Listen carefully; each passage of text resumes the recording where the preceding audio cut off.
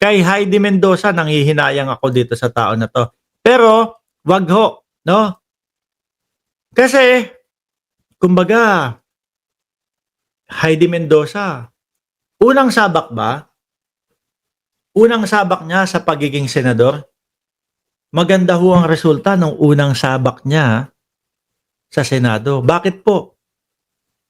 8.5 million po ang nakuha niyang boto, mga kababayan. Hindi po biro yun. Ano po? Bilang isang tumatakbo sa pagkasenador, walang pera. Pero 8.5 million ang nakuha. Imagine niyo pagtakbo niyan sa 2028 na eleksyon, mga kababayan. Todo po yan. Ako nakikita ko po, mag-e-elevate po yan. No, basta consistent lang si Heidi Mendoza, mag-e-elevate po yan, mga kababayan. Wag lang yung biglang kung ano-anong mga pagsasabi niya, no? Basta consistent lang po siya, aangat yan sa 2028 at tingin ko mapapasok bilang senador to. Bilang walang makinarya, yung 8.5 million na yun, ang laking ano nun, bilang. No? Ngayon, isa din po si Heidi Mendoza, mga kababayan, ang nag-ayos nung circular number, nakalimutan ko na kung anong number yun kung anong numero. Para po sa tamang pag-audit ng confidential funds, mga bossing. So kung ito ho, lalo na kung ito nakapasok bilang senador po, mga bossing, naku po, laking bagay para po doon sa impeachment, mga kababayan. Bakit to? Mahihirapan silang lusutan ito. Siya yung isa siya doon sa gumawa nung guidelines kung paano ang tamang pag-audit sa confidential at intelligence fund, mga kababayan. No? Ngayon, sabi niya dito, hindi man lang pinaghirapan ang paghahabi ng kasinungalingan upang itago ang pagwawaldas ng pera ng bayan. Actually, wala nga ho silang reason No? Ang normal ho, mga bossing, idedepensa mo yung sarili mo, di ba? Sa una, tatanggi mo. Itatanggi mo. Hindi po namin ginagawa yan. Wala pong katotohanan yan. Pagkatapos po ng pagtanggi mo, kasunod naman ho nun, mga bossing, is yung dahilan mo. Kung bakit mo nasabi, yun. Sila ho, sasabihin nila, wala po kaming ginagawa niyan. Pinopolitika lang po kami niyang mga yan. Hindi po totoo yung mga sinasabi niyan. Yung kasunod po na paliwanag, wala na po.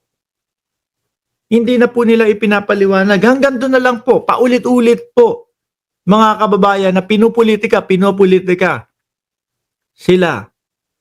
Pero yung ano ang dahilan kung bakit mo nasasabi na hindi totoo yung mga sinasabi sa inyo about confidential funds? Wala tayong naririnig.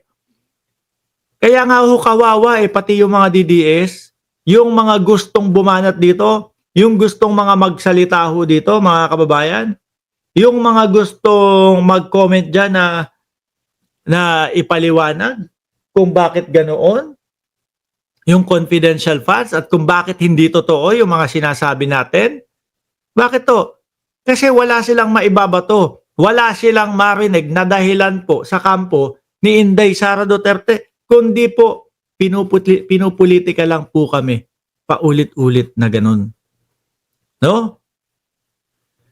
Pinaglaruan ang audit rules and liquidation of confidential fund. Matapang pa ngayon. May pinaglaruan ang rules ng audit, tapos yung liquidation of confidential funds, at ngayon matatapang pang manghamon at manakot. Ako, mga kababayan, mas paniniwalaan ko po yung aking pagkakaintindi doon sa sinabi ni Inday Sara Duterte na gusto ko ng bloodbath, no? Sige, kumontra kayo sa akin. I-impeach nyo ko. Dadaloy ang dugo. Para po sa akin, malinaw na malinaw ang pagkakaintindi ko ho doon, mga bossing, ay pag kinontra nyo ko, dadanak ang dugo. Pananakot, no? Para sa mga senador na subukan nyo, i-impeach ako. May kalalagyan tayo, may kalalagyan kayo. Ganun po yung pagkakaintindi ko doon. Ngayon, siguro, na-realize na naman ng ating Vice Presidente, mali pala yung sinabi ko, bloodbath, nalagay na naman ako sa alanganin. Para daw pong crucifixion na lang, mga bossing. Yung impeachment parang pag-crucify sa akin yan. Di ba ang crucifixion ay may dugo? Oh, maliligo ako ng bloodbath, sabi. Siya daw po yung maliligo sa dugo kasi para daw siyang ipinapako sa krus. Diyos ko, Inday Sara Duterte. Ang Panginoong Hesukristo ipinako sa krus. Walang kasalanan. No, inako ang kasalanan, no?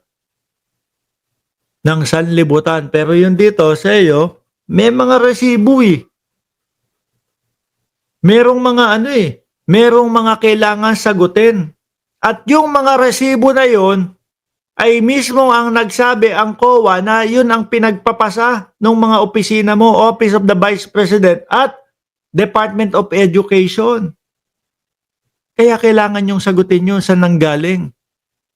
Paano nangyari? Paano nabuo yung mga ganong pangalan? Sino-sino yung mga ganon? Hindi nila maipaliwanag. Bakit po? Kasi walang paliwanag. Walang tunay na totoong taong ganon. Kung meron hong tunay na tao, mga kababayan, sa likod ni Mary Grace Piatos, sa likod nila Kokoy Villamin at kung sino-sino pa hong mga pinagsusulat nila doon, mga kababayan. Kung meron ipinakita na ho nila yan sa Kongreso. Total naman po yung sinasabi nilang kalaban ng gobyerno na NPA, wala na, pahina na po, o halos wala na nga ho di ba? Kung meron talaga, pinakita na po nila yan. Kaya lang wala po, no? Hindi nila paabutin. Sino ang may gusto na leader na umabot po sa impeachment? Wala. Lahat po yan ay aabatan nila or itatry nilang mahinto na sa Kongreso pa lang. Sabi ni Betty Baniked, Warprick si Sara Lustay. Sabi ni Ed Ong, sana po matuloy ang impeachment. Hindi sila uubra. Magagalit ang taong bayan pag hindi tinuloy ang impeachment na yan. Yung paatras ni Cheese, naku po, halata ng taong bayan yan. No? Meron niyang isang araw na balita, ang sabi kaya daw inaatrasado ni Cheese o paudlot-udlot si Cheese Escudero, dahil daw ho, mga kababayan, mga boss chief amo sir, para ma-retain niya yung pagiging Senate President. Base nga ho, doon sa Constitution, mga kababayan, sabi ni Tommy One Squad, forthwith. Di ba? Forthwith natin yung like. Yung like pala. Hindi, pero forthwith. Sa pinakamadaling panahon, gawin ang impeachment hearing. Bakit pa udlot-udlot? Parang magkaiba ho yun. Kaya nasasabi po nung ibang mga senador natin, kagaya nila Coco Pimentel, na unconstitutional na po yung ginagawa ni Cheese Escudero. Ano ba, Cheese? Para ba bigyan pa ng panahon yung depensa nila Inday Sara Duterte? Sabi ni Nets Sipay, wag intayin na ang taong bayan ang magdesisyon. Correct. Dahil po yan, mga kababayan, 88% mga boss, chief, amo, sir, madam, ang nagsasabi, gustong marinig ang kasagutan, no? Acquitted man o hindi acquit, gustong marinig. Hindi yung, wag na nating tuloy kasi kulang naman sila sa ganito, ganyan no? Itutuloy yan sa ayaw nila at sa gusto nila. Itutuloy yan dahil yung pondo na hinahanap galing sa taong bayan.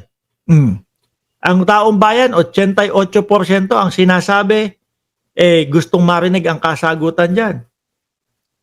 Kung acquit man si Inday Sara Duterte, at least narinig ho, mga boss chief sir, yung katotohanan. Hindi yung iisang tabi na lang po. Pero sa Congress pa lang, kung tayo ho, mga bossing, laging nanonood sa Congress, alam mo na eh. Ano po? Alam mo na mga kababayan na talaga namang, tignan mo, santambak ang ebidensya. Yun nga lang ho, na pagbabanta. Yun lang hong pagbabanta ni Inday Sara Duterte sa buhay ng Pangulo, sa buhay ng asawa ng Pangulo, sa buhay ng pinsan ng Pangulo na si Martin Romualdez. Tayo ho mismo pwede maging ano dun eh. Pwede tayong mga maging saksi dun eh. Witness eh. Di ba? Pwede tayong maging witness dun, mga kababayan. Lahat po yun. Kapag gina-impeach po si Inday Sara Duterte, hindi na ho pwedeng tumakbo sa 2028 yan. No? Malabo na pong, biruin mo ikaw, napatunayan. Kapag ka napatunayan, di ba? Pag napatunayan na ninakaw o winaldas yung pera ng bayan, bibigyan mo pa ba ng pagkakataon yung taong yon na manilbihan ulit? Baka ganun na naman ang gawin. Pag nakaupo po. Ganun lang yun, di ba? Kaya, sabi, kapag ka na-impeach ka, wala ka ng karapatan o hindi ka na pwedeng tumakbo sa kahit na anong posisyon sa gobyerno. Tanod, pwede. Di ba? Tanod. Kasi hindi naman po inihahalal ang tanod mga bossing. Yung tanod po, pinipili lang po ng mga barangay chairman yan, mga kababayan. Ngayon!